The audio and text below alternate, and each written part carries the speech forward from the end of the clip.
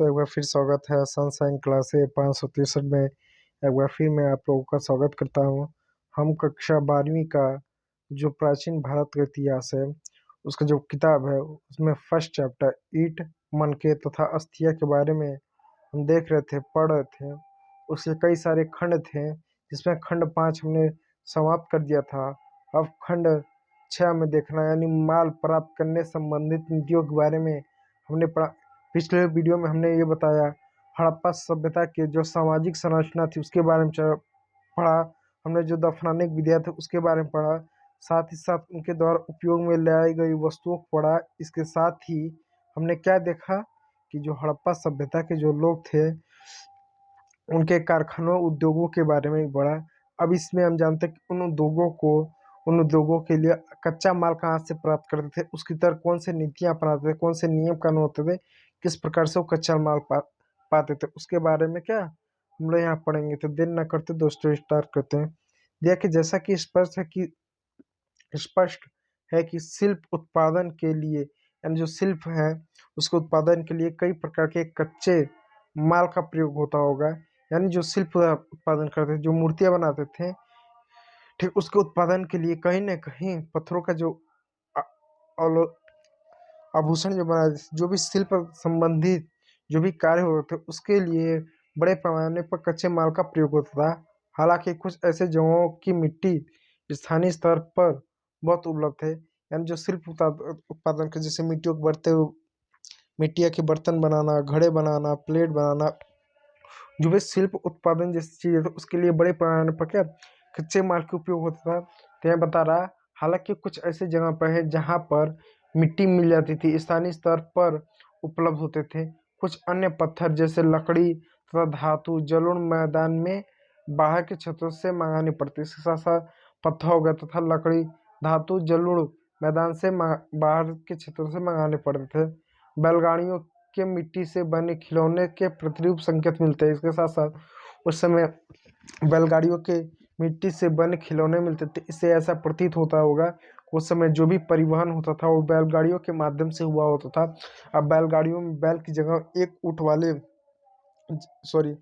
कुब्बड़ वाले जानवरों का ऐसा प्रयोग किया जाता था कि सामान तथा लोगों के लिए स्थल मार्गों द्वारा परिवहन का एक महत्वपूर्ण साधन था।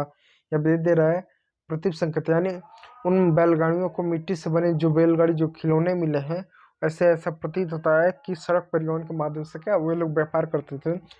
है कि ये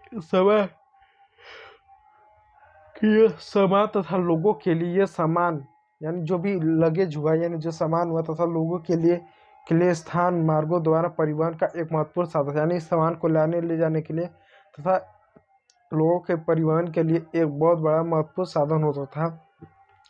समतल सिंधु तथा इसकी उपनदियों के बगल में नदी मार्गों और साथ ही तटीय मार्गों का भी प्रयोग किया जाता था। इसके साथ ही साथ क्या किया जाता था दोस्तों, बगल में बनी नदी मार्गों और साथ ही तटीय मार्गों का भी प्रयोग किया जाता था।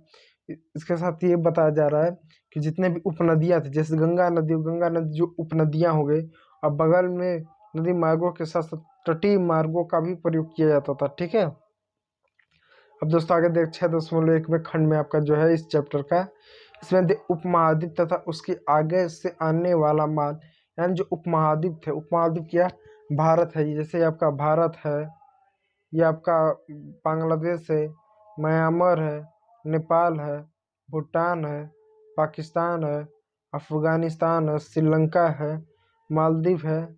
ये जो क्षेत्र है एक उपमहाद्वीप का निर्माण क्या करते हैं। ठीक है, क्योंकि भौगोलिक रूप से अलग है बाकी एशिया के देशों से एवं विश्व से। तो बताए उपमहाद्वीप यानी जो ये उपमहाद्वीप है तथा उनके आगे यानी अन्य देशों से आने वाले माल यानी जो कच्चे माल होते हैं, जो रॉ मटेरियल होते थे, उसके बारे में जानकारी दी गई है। यानी आयात कैसे होता था।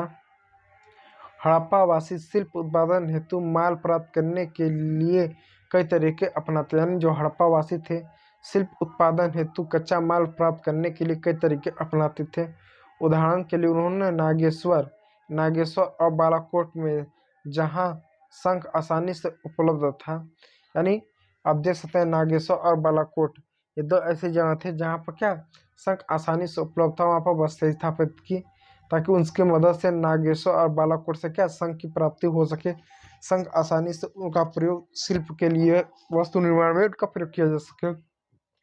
ऐसे कुछ अन्य पुरास्थल थे जैसे सुदूर अफगानिस्तान में सोतगोई, जो अत्यंत ही कीमती माने जाने वाले नीले रंग के पत्थर लाजवाब मणि के सबसे अच्छे स्रोत के निकट स्थित था, तथा लोथल जो कार्नेलियन यानी गुजरात में भसौड़ा सेलखड़ी में स्थित है। इसमें ये बता रहा है कि सुदूर अफगानिस्तान में जो सतुई घुई, जो अत्यंत कीमती यानी सतुई घुई, मैं इसको इरेज करके मैं दिखा दूं दोस्तों, दे रहा है कि देखिए यहाँ आपको जगहों का उल्लेख किया गया, मैं इसको इरेज कर ये आप कर दूं हाईलाइट। नागेश्वर और बालाकोट सुदूर अफ्रीका में सोतुगोई जो अत्यंत कीमती माने जाने वाले नीले रंग के लाजवाब मणि सबसे सबसे अच्छे स्रोत के निकट क्या थे स्थित थे। यानी सुदूर अफगानिस्तान में जो सोतुगोई नामक माने जाए लाजवाब जो मणि थे सबसे अच्छे स्रोत के रूप में सुदगोई माने जाते थे। इसी तथा लोथल जो कालनियस यानी गुजरात में भचौड़ा और सेलखेड़ी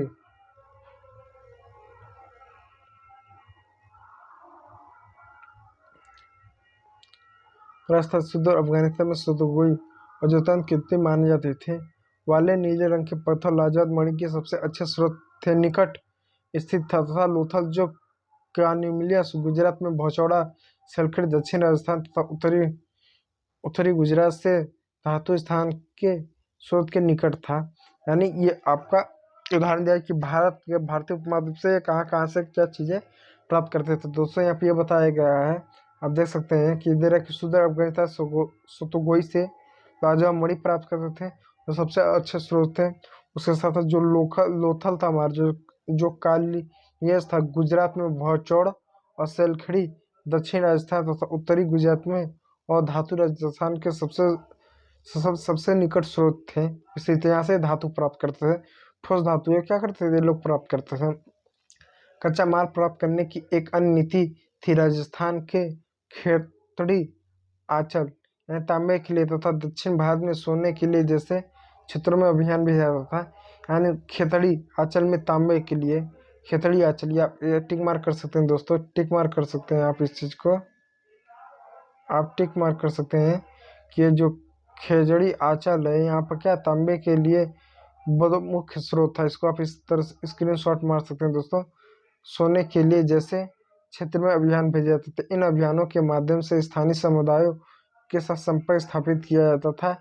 इन इलाकों में यादा खदान कभी कभी मिलने वाली हड़प्पाई पुरावस्तुएं जैसे ऐसे संपर्कों के संकेतक है। खेतड़ी क्षेत्र में यानी जो खेतड़ी क्षेत्र है, यानी राजस्थान में जो खेतड़ी क्षेत्र में मिले साक्ष्यों से, खेतड़ी क्षेत्र में मिले पुरातात्विक साक्ष्यों से गणेश्वर जोधपुर संस्कृति का नाम दिया गया। गणेश्वर जोधपुरा संस्कृति का नाम दिया गया। इस संस्कृति के विशिष्ट मृदबाण हड़प्पाई मृदबाण से भिन्न है। एक बात दोस्तों नोट कीजिए कि खेतड़ी क्षेत्र में मिले साक्ष्यों को पुरातात्विक ने गणेश्वर जोधपुर संस्कृति का नाम दिया है। यानी जो खेतड़ी आंचल जो राजस्थान में जो क्षेत्र पड़ता था उनकी अपनी एक अलग सभ्यता था कि यहाँ पर जितने भी वस्तुएं मिले हैं, चाहे मृदबान हो चाहे कुछ भी चीज़ हो, वो क्या हड़प्पा सभ्यता से भिन्न थे यानी अलग थे। तथा यहाँ तांबे की वस्तु असाधारण संपदा मिली है। साथ साथ यहाँ पर असाधारण संपदा मिली ऐसे संभव है कि इन क्षेत्र के निवासी हड़प्पा सभ्यता के लोगों को तांबे भेजते थे। ऐसा लगता था कि जो खेतड़ी आंचल जो क्षेत्र है ये राजस्थान का, यहाँ के लोग क्या करते थे, हड़प्पा सभ्यता के लोगों के क्या करते थे, तांबा भेजते थे। ठीक है दोस्तों, अब देखिए सुदूर क्षेत्र के समय यानी सुदूर क्षेत्र के संपर्क के बारे में। अब यहाँ देखिए दोस्तों, हाल ही में पुरातात्विक खोजें इंगित करती है कि तांबा संभवतः अरब प्रायद्वीप के दक्षिण पूर्वी छोर पर स्थित ओमान से भी लाया जाता था। यानी ये बताया जाता है कि हड़प्पा सभ्यता के लोग जो तांबा था वो कहाँ से लिया करते थे, वह राजस्थान के शेखड़ी अंचल से, खेतड़ी अंचल से, साथ साथ जो अरब का जो प्रायद्वीप के सुदक्षिण पूर्वी छोर पर स्थित ओमान से भी लाया जाता है। रासायनिक विश्लेषण दर्शाते हैं कि ओमानी तांबे तथा हड़प्पाई पुरावस्तुओं दोनों में निकल के अंश मिलते हैं। यानी इनका निकल मिला के दोनों के अंश मिलते हैं, जो दोनों के साझा उद्भव की ओर संकेत करते हैं। संपर्क के और भी संकेत मिलते हैं। एक विशिष्ट प्रकार का पात्र अर्थात एक बड़ा हड़प्पाई, यह बता रहे कि दोस्तों संपर्क के और भी संकेत मिलते हैं। एक विशिष्ट प्रकार का पात्र अर्थात एक बड़ा हड़प्पाई मर्तबान जिसके ऊपर काली मिट्टी की एक मोटी परत चढ़ाई गई थी, ओमानी स्थलों से मिला। एक ऐसी मोटी परतें तरल पदार्थों के सिवाय को रोक देती थी। हम यह नहीं पता कि इन लोगों ने इसे रखे सामान या ओमानी तांबे के विन्यास करते थे। एंड दोस्तों अब क्या बता रहा है मैं आपको समझा दूं। देखिए यहाँ पे यह बता रहा है कि जो तांबा होता था, यह देखिए टॉपिक दिया है कि सुदूर दक्षिण से संपर्क।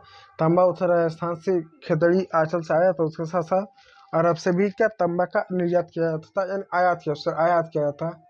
आयात यानी मंगवाया जाता था। जो तांबा मंगाया जाता था उसमें निकल की मात्रा होती थी। साथ ही साथ इससे ये पता चलता है कि इनके जो साझा संस्कृति थी, इनके संस्कृति सब मिल मिला होता है। एक तरह का बहुत ज़्यादा इनका व्यापार होता था ओमान के स्थलों से। और इसके साथ एक ऐसी मोटी परतें तरल पदार्थ के रिसाव के रोका जाता था। और ओमानी स्थलों से मिला एक ऐसी मोटी संरचना एक बर्तन में थी जो क्या करता था, किसी मोटे पदार्थ को उसमें भरने से उसको लोगों को कोई इस तरह मान लीजिए कोई संरचना थी, पात्र होता था जिसमें कोई लिक्विड यानी द्रव पदार्थ रख दिया जाता था तो बहता नहीं था, उसके बहाव को रोकता था। इस तरह की संरचना मिली, जो कि ये कंफर्म नहीं है कि ये सवाल वाली तांबे से विनियत करते थे या नहीं करते थे। ठीक है दोस्तों, अब आगे देखिए। समय नोट है, इसको इंपॉर्टेंट कीजिएगा। ये 3री शताब्दी ईसा पूर्व में दिनांकित मेसोपोटामिया के लेखों में मगान जो संभवतः ओमान के लिए प्रयुक्त नाम था, मगान जो ओमान के लिए प्रयुक्त यानी 3री शताब्दी ईसा पूर्व जो दिकांती मेसोपोटामिया के लेखों में दिनांकित मेसोपोटामिया के जो लेख थे, जैसे भारत में आपको पुराणों का लेख मिल जाएगा, भगवद गीता, रामायण, महाभारत, ऋग्वेदों का, जिससे भारत की संस्कृति के बारे में जानकारी मिलती है। ठीक उसी प्रकार यहाँ पर क्या होता था दोस्तों, यहाँ पर जो था तो यहाँ पर दिनांकी मेसोपोटामिया के लेखों में मगान जो संभवतः ओमान के लिए प्रयुक्त नाम था, नाम क्षेत्र के से तांबे के आगमन के संदर्भ मिलते हैं। यहाँ रोचक बात यह है कि आप क्या दे रहे, रोचक बात यह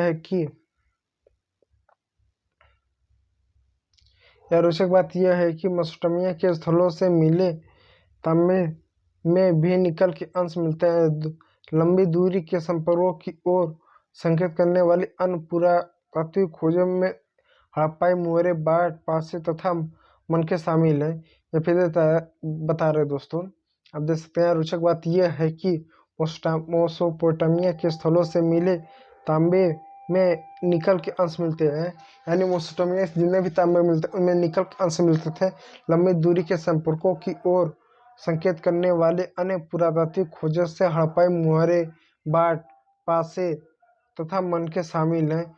पुरातात्विक खोजों से पता चलता है कि यहाँ पर हड़प्पाई, मोहरे, मनके तथा बाट, पासे तथा मनके भी शामिल है। इससे पता चलता है कि इस दशक का मैं एक अच्छा खासा व्यापार चलता था। इस संदर्भ में यह भी देखना महत्वपूर्ण है कि मेसोपोटामिया के लेखों दिलगुन संभवतः बहरीन द्वीप से मगान तथा महलुनवा संभवतः हड़प्पाई क्षेत्रों के लिए प्रयुक्त शब्द का नाम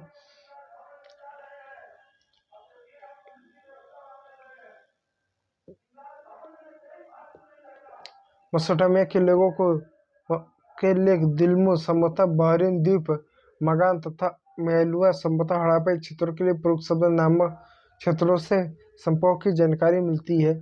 यह लेख मेलुआ से प्राप्त निम्नलिखित उत्पादों का उल्लेख करते हैं: कार्निलियस कार्निलियस लार्जवात मणि, तांबा, सोना तथा विविध प्रकार की लकड़ियां। मेलुआ के विषय में एक मेसोपोटामिया मिथक यह बताता है, तुम्हारा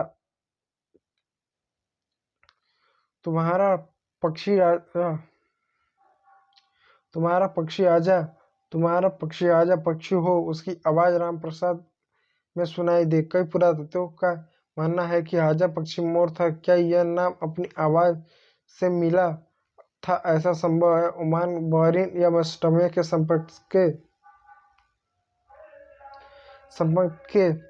समुद्रीकृत मार्ग से मेसोपोटामिया के लेख मेलुआ को नाविक का देश कहते थे। इसके अतिरिक्त हम मुहरों पर जहाजों तथा नावों के चित्रांक पाते थे।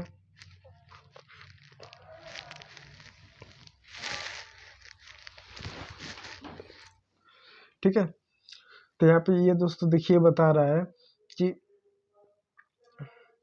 दोस्तों कि जो तीसरी शताब्दी के बाद हमने जो क्या था, हमने दिनांकी मेसोपोटामिया के साथ लेखों में हमने संभवतः व्यापार किया। उनके साथ जो भी तांबा मिलता था, उसमें निकल मिलते थे, और बहुत सारे देशों का नाम इसमें प्रयोग किया जाता था।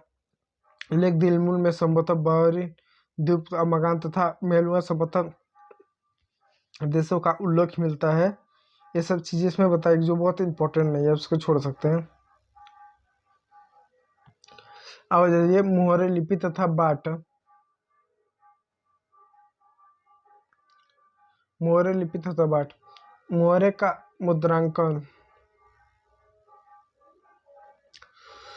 मुहर का मुद्रांकन यानी मुहरों का जो मुहर होते हैं, जो स्टैंप होते हैं, इसे प्रिंटिंग कैसे होती थी? देखो, मुहरों और मुद्रांकों का प्रयोग लंबी दूरी के संपर्कों को सुविधाजनक बनाने के लिए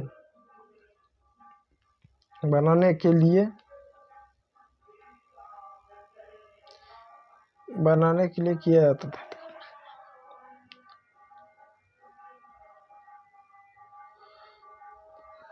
मुहर और मुद्रांकों का प्रयोग लंबी दूरी के संपर्क सुविधाजनक बनाने के लिए होता था। कल्पना कीजिए कि एक सामान से भरा थैला एक स्थान से दूसरे स्थान तक भेजा जाना था। उसका मुख रस्सी से बांधा गया हो और नाठ पर यानी जो गांठ होते, गांठ पर थोड़ी गीली मिट्टी जमा कर एक या एक अधिक मोहरों से दबाया गया, जिससे मिट्टी पर मुहर की छाप पड़ गई हो।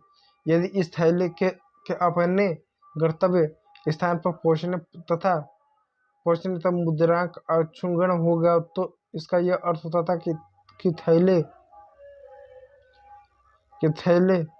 के साथ किसी भी प्रकार की छेड़खानी नहीं की गई है। मुद्रांक से प्रेषक की पहचान का भी पता चलता था, यानी जो मोहरे का प्रयोग करते थे। जैसे ये इसमें बताने की कोशिश कर रहे, एकदम सिंपल है, वो आप भी पढ़ समझ सकते हो कि ये मान लीजिए कोई थैला है, या फिर एक गांठ है, इस गांठ पे गीली मिट्टी लगने के बाद इस पर मोहरे अंकित किया जाता था। यदि इस गांठ पे लगे जो मोहरे यदि किसी तरह से टूटता है, तो इससे ये पता चलता है कि इसके निर्दिष्ट स्थान तक पहुंचने से पहले क्या किया था, इसके साथ किस तरह की छेड़खानी की गई है। यदि ये ना टूटे तो इससे पता चलता था कि किसी वर्ग की छेड़खानी की गई है इसके साथ, और इसके साथ साथ शासक का भी पता चलता था। एक रहस्यमय लिपि। सामान्यतः हड़प्पाई मुहरों पर एक पंक्ति में कुछ लिखा है जो संभवतः मालिक के नाम व पदवी को दर्शाता है। विद्वानों ने यह सुझाव भी दिया है कि इन पर बना चित्र आमतौर पर एक जानवर अनपढ़ लोगों को सांकेतिक रूप से इसका अर्थ बताता है। यहाँ पे बताया जा रहा है कि सामान्यतः जो हड़प्पाई मुहरों पर पक्षी में कुछ लिखा जो संभवतः मालिक के नाम व पदवी को दर्शाता था। विद्वानों ने यह सुझाव भी दिया है कि इस पर बना चित्र आमतौर पर एक जानवर अनपढ़ लोगों को सांकेतिक रूप का अर्थ बताता होगा। यानी इस पर जो भी पक्षियों का चित्र बने हैं, संभवतः यह माना जाता था कि किस शासक का चिन्ह होता था, किस शासक को दर्शाया जाता था। लेकिन जो विद्वान ये मानते थे किसी अनपढ़ व्यक्ति या अशिक्षित व्यक्ति के लिए होता था कि उन चिन्हों को देखकर चीजों को समझ सके।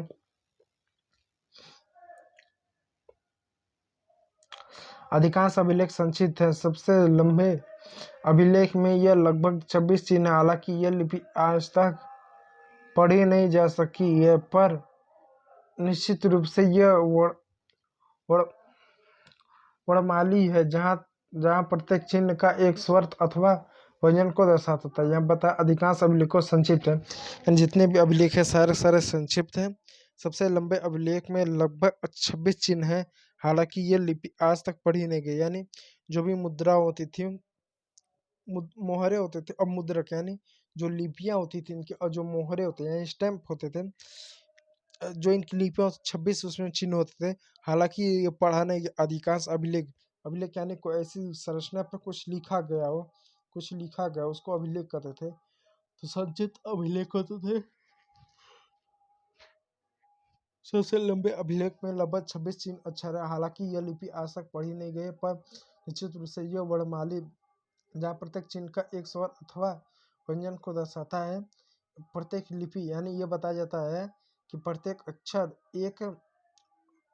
एक शब्द अथवा एक स्वर अथवा एक व्यंजन को दर्शाता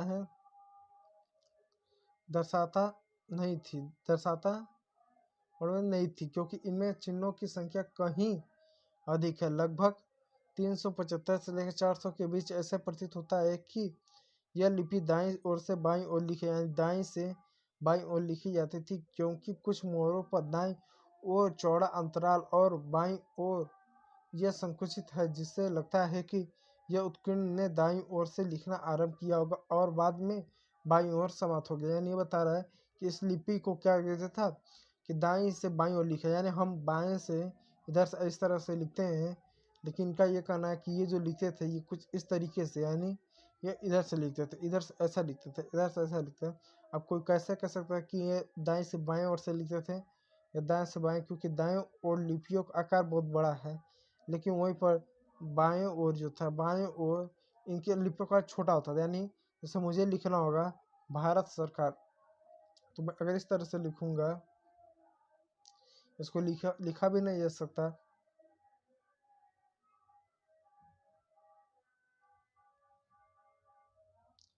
लिखा भी नहीं जा सकता कि उल्टा हो जाए, हमारी लिपि अलग है। तो मतलब कुछ भी लिखा जाता था तो यहाँ की जो लिखावट थी कुछ बड़ी थी, और धीरे धीरे जाते बाद छोटी सी होती जाती थी। यानी यहाँ लिखावट बड़ी, फिर धीरे धीरे धीरे धीरे धीरे छोटी हो जाती थी।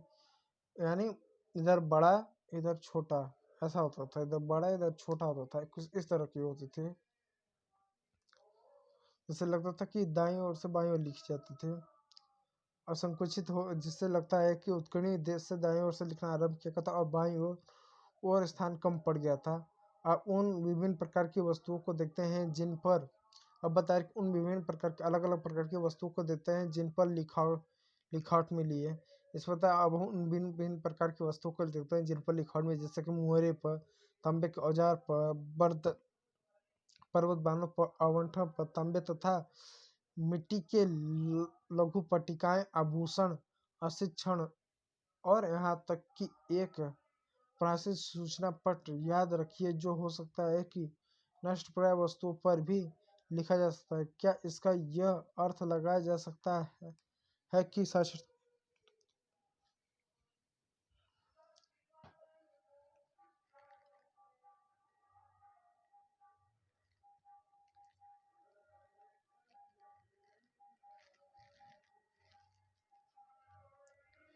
छोड़े, यहाँ तक कि एक प्राचीन सूचना पत्र यदि दिखाया हो सकता है कि नष्टप्राय वस्तुओं पर भी लिखा जा सकता, हो सकता है कि इसका अर्थ लगाया जा सकता है कि साक्षरता व्यापक थी।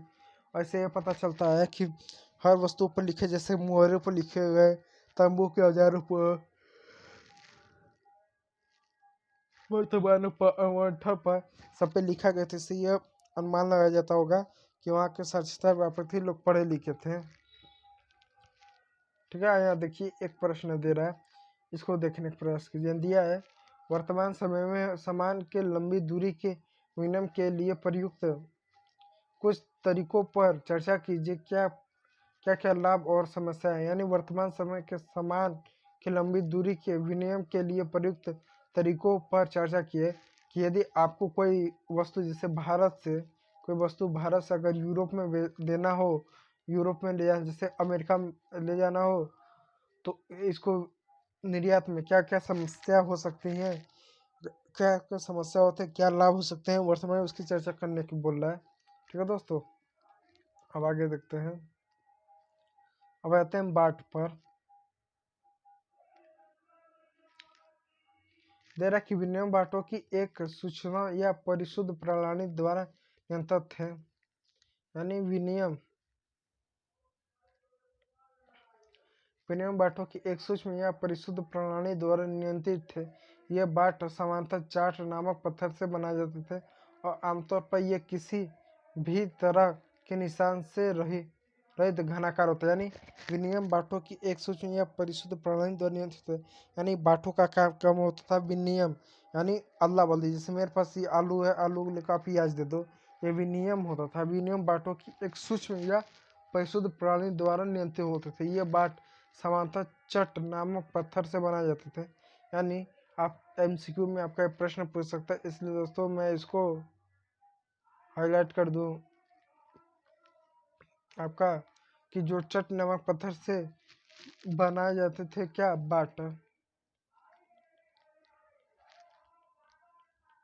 ये बाट चट नामक पत्थर से बनाया जाता। आमतौर पर ये किसी भी तरह के निशान रहित होते थे। निशान ये क्या होता था भी, ये किसी या क्या आमतौर पर दे रहा है कि आमतौर पर ये किसी भी तरह के निशान से रहित घनाकार चित होते थे। इन बाटों के निचले मृदभान ध्रुवधारी होते जिनकी संरचना कितनी होती थी, 1 2 4 8 16 32, ये 12,800 तक जाते थे। यानी ये क्या होते थे, 12,800 तक जाते थे।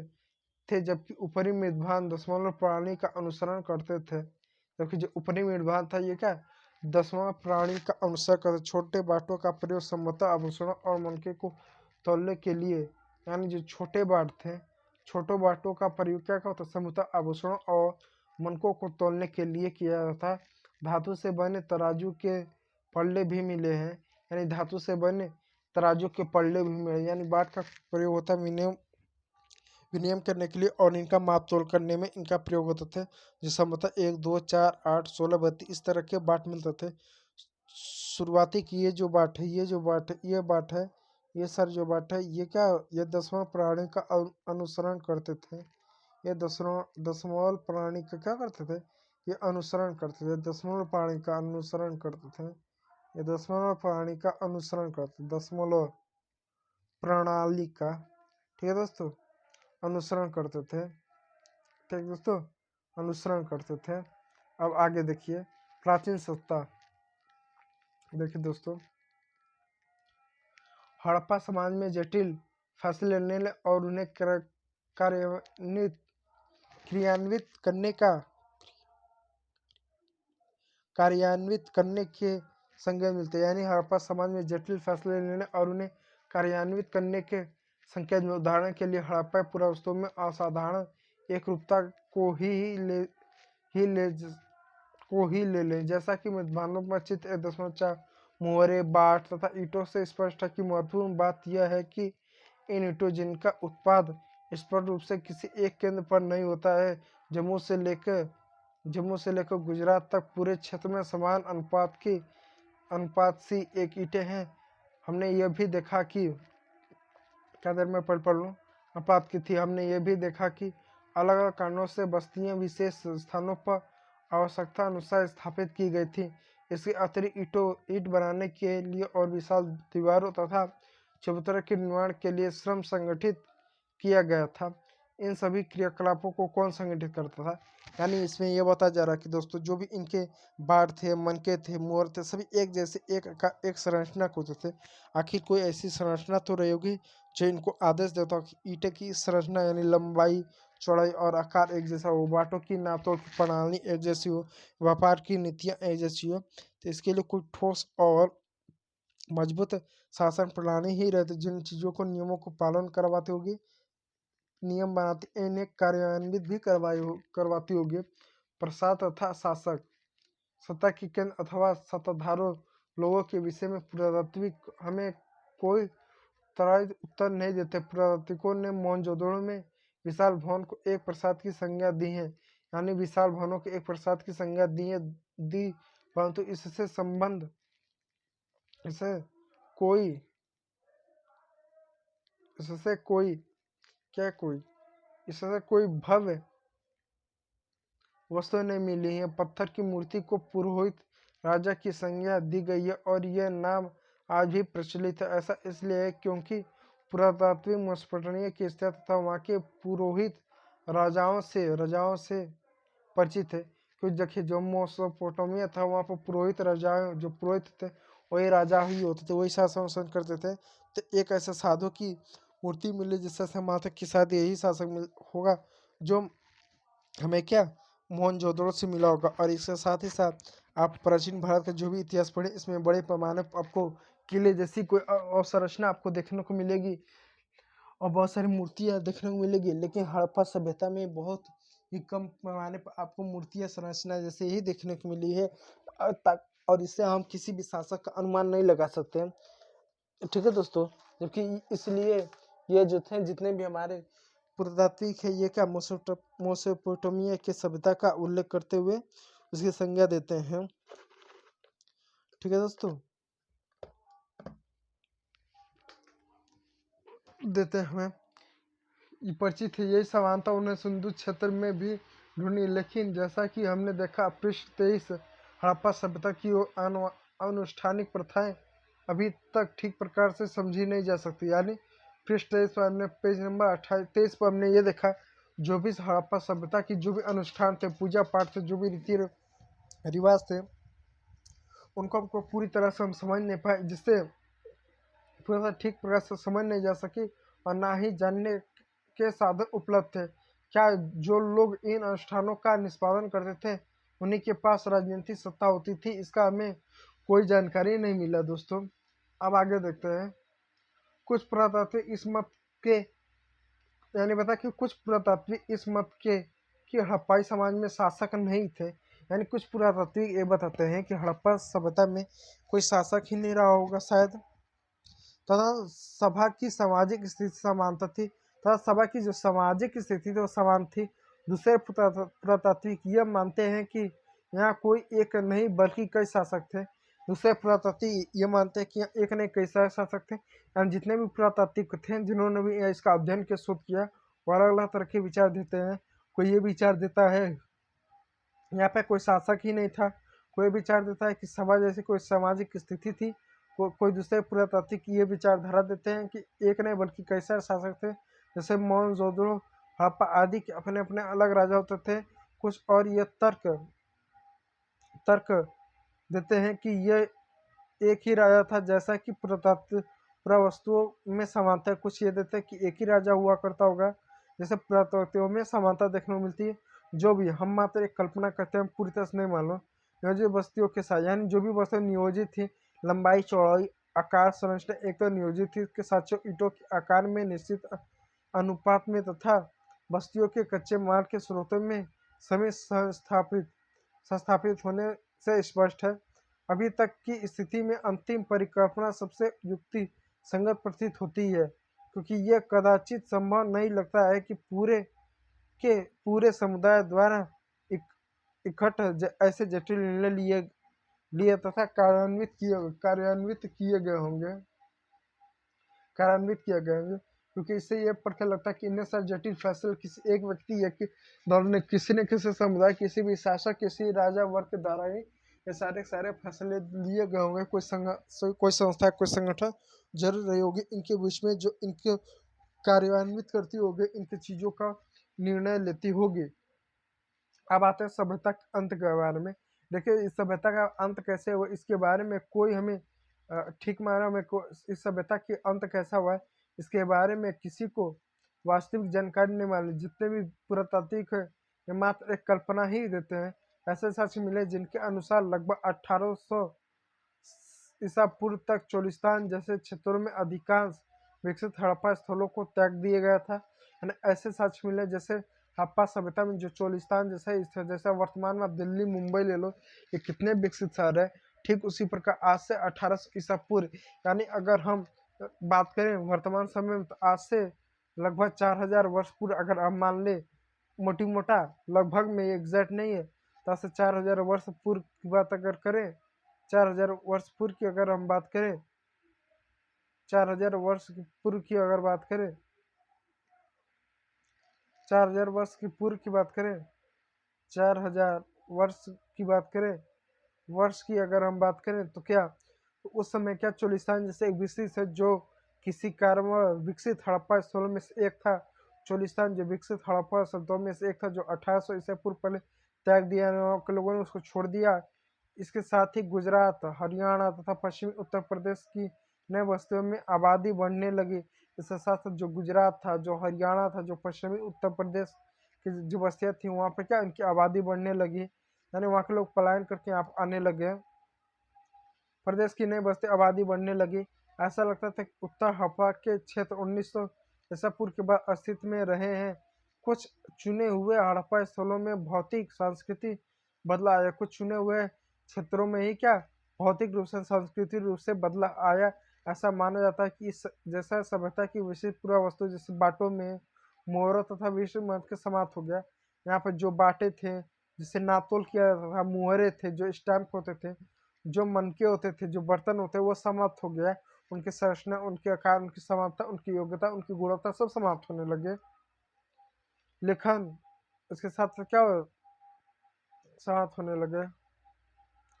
लेखन लंबी दूरी तक का व्यापार तथा शिल्प विशेषता भी समाप्त हो गए, तथा जो लेखन कला था वो भी समाप्त हुआ। लंबी दूरी तक व्यापार जो है, मेसोपोटामिया ओमान तक जो व्यापार है वो भी समाप्त हुआ। इसके साथ शिल्प विशेषता भी समाप्त, जो शिल्प की जो विशेषता थी, जो योग्यता था, जो गुणवत्ता थी, जो कौशल था, वो भी समाप्त हो गया। समानता थोड़ी वस्तुओं के निर्माण के लिए, इसके साथ क्या समानता थोड़ी वस्तुओं के निर्माण के लिए थोड़ा ही माल प्रयोग में लाया जाता था। आवास निर्माण की तकनीकों का ह्रास हुआ, जो भी उनके आवास के जो भी भवन निर्माण की जो तकनीक थे, वो भी उसकी तकनीक थी, वो भी तरह से ह्रास हो गया है, समाप्त हो गए। यानी ये सब समाप्त हुए, इसका मतलब लोग समाप्त होने लगे, किसी काम की तकनीक समाप्त होने लगे, तथा बड़ी संख्या में सार्वजनिक संरचनाओं का निर्माण हुआ, तथा बड़ी संख्या सार्वजनिक यानी पब्लिक संरचनाओं का निर्माण अब बंद हो गया। यानी बड़े पैमाने पर क्या सार्वजनिक जो पब्लिक जो संरचना थी, जैसे माल गोदाम हुआ, स्नाना घाट हुआ, स्नाना घर हुआ, दुर्ग हुआ, किला हुआ, बड़ी संरचना भी समाप्त हो। कुल मिलाकर वस्तु तथा बस्तियां इन संस्कृत में एक ग्रामीण जीवन शैली की ओर संकेत करती थी।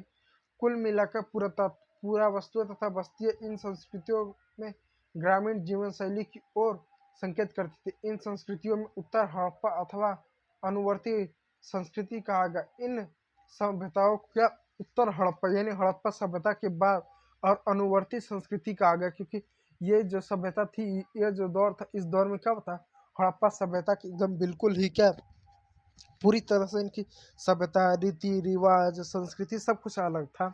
यह परिवर्तन कैसे हुए, इस विषय में कई व्याख्या दी गई है। इनमें जलवायु परिवर्तन सबसे बड़ा कारण था। लोग ऐसे मानते हैं कि नदी नाले सूख गए होंगे, वर्षा कम हो गया, जलवायु बहुत ज्यादा कठोर हो गई, जैसे बारिश ना होना, वनों की कटाई हो गया, बाढ़ आना, नदियों का सूखा, और या नदी मार्ग में बदलाव आना, भूमि का अधिक उपयोग सम्मिलित आदि जैसे कारणों से क्या कुछ कारणों से बस्तियों के संदर्भ में तो ये हो सकते हैं, परंतु ये पूरी सभ्यता की पतन की व्याख्या नहीं कर सकते। यानी लोग मानते हैं इस सभ्यता के पतन होने के क्या कारण थे। लोगों ने बहुत सारी व्याख्या दी कि जैसे जलवायु परिवर्तन हो गया, वनों की कटाई हो गया, अत्यधिक बाढ़ आ गया, नदियों का सूख जाना हो गया, या नदी मार्ग बदल लेना हो गया, भूमि का अत्यधिक उपयोग सम्मिलित था। इनमें से कुछ कारण कुछ बस्तियों के संदर्भ में तो सही हो सकते थे, परंतु कुछ सभ्यता के पतन की व्याख्या नहीं करते हैं। अब आगे देखते हैं। ऐसा लगता है कि एक सुदृढ़ एकीकरण के तत्व संभवतः हड़प्पाई राज्य का अंत है। इसमें दोस्तों में लास्ट में बताना भूल गया, इसमें होता है कि ये जो भी कारण माना जाता है उसको एक गांव या एक समाज के पतन होने का कारण हो सकता है, लेकिन नहीं बड़े पैमाने पर जो गुजरात से लेकर कश्मीर तक इतनी बड़ी सभ्यता थी, पतन नहीं हो सकता है। बट ये एकमात्र कारण से नहीं पतन होगा, कुछ और भी कारण रहा होगा। अब बात करें, ऐसा लगता है कि एक सुदृढ़ एकीकरण के तत्व संभवतः ऐसा लगता है कि असुरी एकीकरण के तत्व हड़प्पा राज का अंत हो गया था। मुहरों, लिपि, विशिष्ट मनकों तथा मृदबांधों के लोप मानस्कृत बाट प्रणाली के स्थान पर स्थानीय बाटों के प्रयोग, शहरों के पतन तथा परित्याग जैसे परिवर्तनों से इस तर्क को बल मिलता है। उपमहाद्वीपों को एक पूरी तरह से अलग क्षेत्रों में नए शहरों के विकास के लिए शताब्दी से भी अधिक समय तक प्रतीक्षा करनी पड़ी। ऐसा लगता है कि एक सुदृढ़ एकीकरण के तहत संभवतः हड़प्पाई राज्य का अंत हो गया। ऐसा लगता है कि जो हड़प्पा सभ्यता था उसका एकीकरण समाप्त हो गया, पूरी तरह हड़प्पा सभ्यता का अंत हो गया। मुहरे, लिपि, विशिष्ट मनके तथा मृदबांधों को बाट प्रणाली के स्थान पर स्थानीय बाटों के प्रयोग, शहरों के पतन तथा परित्याग जैसे परिवर्तनों ने इस तरह को बल दिया। बहुत सारे कारणों से क्या हुआ, इस सभ्यता का अंत हो गया और कई सहस्त्राब्दी बाद क्या कुल मिला जुला करने का मतलब यह है दोस्तों, इस सभ्यता का अंत होगा। और जब सभ्यता का अंत हुआ तो काफी लंबे समय तक यह सभ्यता वापस आने में लोगों को इंतजार करना पड़ा। देखो दोस्तों, यहाँ पे ये प्रमाण, यहाँ पे बता एक आक्रमण के साथ ऐसी मात्र एक कल्पना की जिसमें ऐसा लगता है कि शायद इस सभ्यता के लोग आक्रमण हुआ होगा, जिसके वजह से क्या ऐसा ये घटना घटे हो गए। ये मात्र एक कल्पना है। पहले देखेंगे इसमें ऐसे कुछ कल्पना की जिसमें ऐसा लगता है कि हड़प्पा सभ्यता पर कुछ हमले हुए होंगे जिस वजह से ऐसा हुआ होगा। फिर बाद में ऐसा बताया जाता है कि हड़प्पा सभ्यता वास्तव में कोई हमला नहीं हुआ होगा, मात्र यह एकमात्र कल्पना है। जैसे देखिए, डेमन लेन एक सहकारी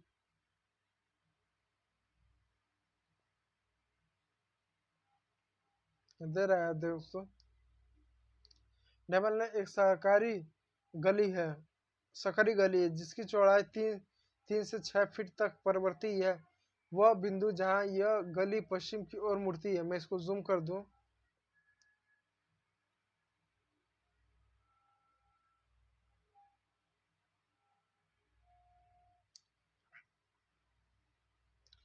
डेमन लेन एक सकरी गली है जिसकी चौड़ाई मात्र 3 से 6 फीट परिवर्ती है। एक बिंदु जहां तक गली पश्चिम की ओर मुड़ती है 4 फीट तथा 2 इंच का गहराई, एक खोपड़ी का भाग तथा एक वैक्स की छाती तथा हाथ के ऊपरी भाग की हड्डियां मिली थी।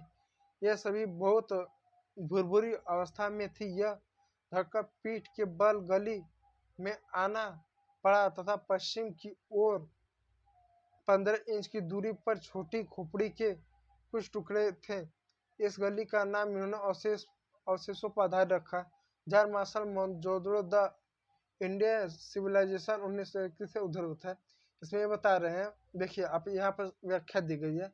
1925 में मोहनजोदड़ो के इसी भाग में 16 लोगों के अस्थि पंजर उन आभूषणों सहित मिले हैं जो इन्होंने मृत्यु के समय पहने हुए थे। यानी 1925 में मोहनजोदड़ो में 16 लोगों की ऐसे अस्थियां मिली हैं जो आभूषणों के साथ वह मरे हुए हैं पड़े। ऐसा लगता है कि इनके ऊपर किसी ने हमला किया है जिससे मर गए हैं।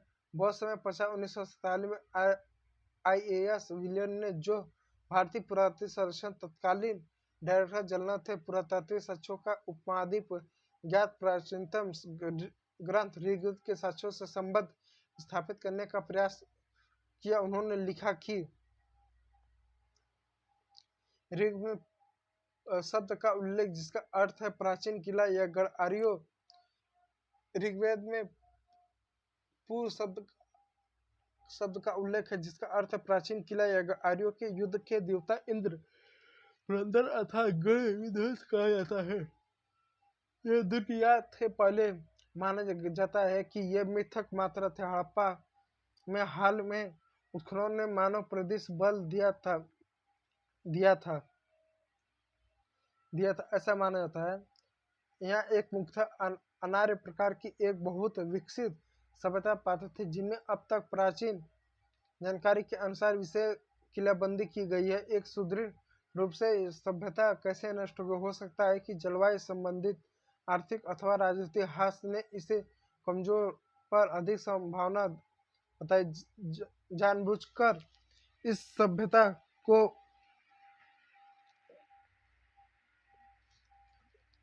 देखिए, इसमें कुल मिला ये कहा गया है कि जॉन मार्शल जो थे देखिए दोस्तों, इसमें यही बता रहा है। देखिए, मोहनजोदड़ो में ऐसे 16 लोग थे जिनकी अस्थि पंजर मिले आभूषणों से। ऐसा लगता है कि इनको जान से किसी ने मारा, इसलिए इनकी अस्थि पंजर उधर रह गए और बाद में इनको हटाया नहीं गया।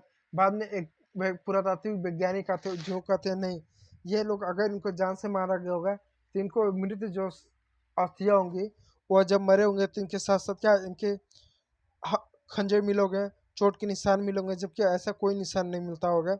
तो एक अपवाद है कि आखिर लोग मरे कैसे। तो दोस्तों, मैं आज के तो आप हड़प्पा सभ्यता की खोज, इसको हम कल के वीडियो लेक्चर में देखेंगे। तो आज के इस वीडियो लेक्चर में इतना ही। वीडियो देखने के लिए आपका बहुत बहुत धन्यवाद। अगर ये वीडियो आपको उम्मीद अच्छा तो ना नहीं होगा बना है, लेकिन अगर वीडियो दोस्तों जहाँ भी हेल्पफुल रहा होगा, अच्छा लगा होगा, तो वीडियो को लाइक कीजिए, सब्सक्राइब कीजिए। Thank you for watching my video. Video देखने के लिए आपका बहुत बहुत धन्यवाद।